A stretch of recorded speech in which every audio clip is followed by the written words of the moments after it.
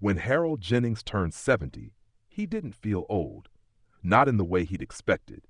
His knees ached more, sure, and he couldn't remember names like he used to.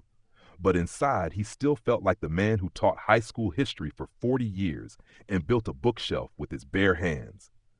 But when his youngest daughter came to visit and gently suggested it might be time to start going through things, Harold looked around his home and suddenly saw it differently. Every room was full, not just of objects, but of memory, of time, of him, and so began his journey into decluttering. It started with curiosity. It ended with 5 hard truths no one had ever warned him about. The first reality hit him in the garage. Every item holds more memory than value. Harold stood over a cracked leather baseball glove, the one he'd used to play catch with his son in the late 80s. To anyone else, it was junk. To him, it was afternoons in the sun, laughter, and the thud of a ball in a well-worn pocket. The same went for the rusting bike leaning against the wall, the broken clock he always meant to fix, and the dozens of nails and screws in coffee tins. He realized no one would want them, not his children, not his grandchildren, and certainly not strangers. But throwing them away felt like throwing away a piece of himself. Letting go required him to grieve, not just the object, but the time and meaning attached to it. The second truth came late one evening as he sorted through drawers of paperwork. Decluttering is emotional labor, not physical. The papers weren't just receipts or warranties. They were hospital bills from his late wife's chemo treatments, letters from students who thanked him for being their favorite teacher, and a poem his daughter wrote in 3rd grade. His hands moved slowly. Each item stirred something.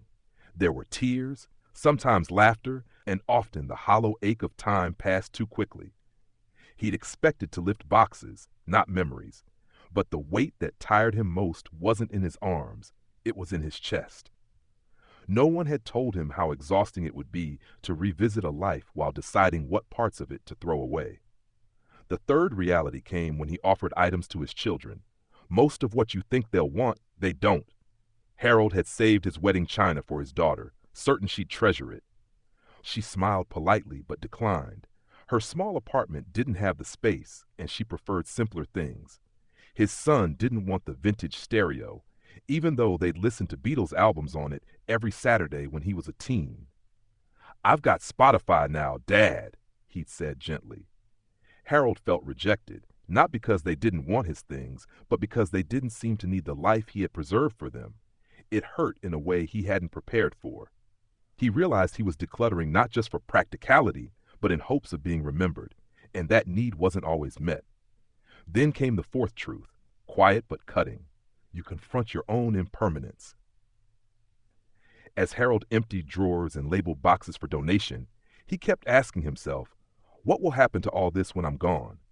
The question lingered longer each day. Sorting through his belongings wasn't just about cleaning house.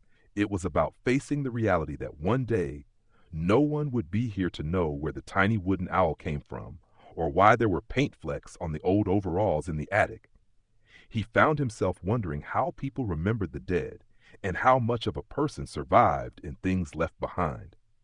Decluttering wasn't just about tidying. It was a quiet confrontation with mortality. And finally, the fifth and perhaps cruelest truth, you start questioning who you've been. As Harold sat surrounded by the artifacts of his life, books, awards, souvenirs from long ago vacations, he found himself wondering, was it enough? Each drawer he emptied left him with fewer distractions and more room for that question to echo. Without the armor of clutter, he had to face himself. He thought about the friendships he hadn't kept, the moments he rushed through, the kindnesses he wished he'd given more freely. Stripped of things, all he had left was himself and the judgment of that quiet voice inside. He didn't always like what he heard. Yet slowly, a different feeling began to rise. As the rooms cleared and the shelves grew bare, Harold noticed something else. Space, not just in his home, but in his days. Mornings became simpler. He could find his keys. He could sit in the living room without visual noise. The burden of, someday I'll deal with that, lifted. Decluttering had hurt, but it also healed. In letting go of things, he made room for something new. Peace, clarity, and even, despite the ache, a touch of freedom. By the end of the summer, Harold had donated dozens of boxes and filled 6 trash bags. His home didn't look cold, it looked calm. He kept the glove, he kept the poem, he kept a few things no one else would understand, but he no longer clung to them out of fear. He didn't need to prove his life had been meaningful by the weight of what he'd owned. The meaning lived in him, in those he'd loved, and in the days still left to live. No one tells you how hard it is to declutter after 70, but Harold knew now. The difficulty wasn't in deciding what to toss. It was in finding yourself beneath the layers and learning to be okay with what you see.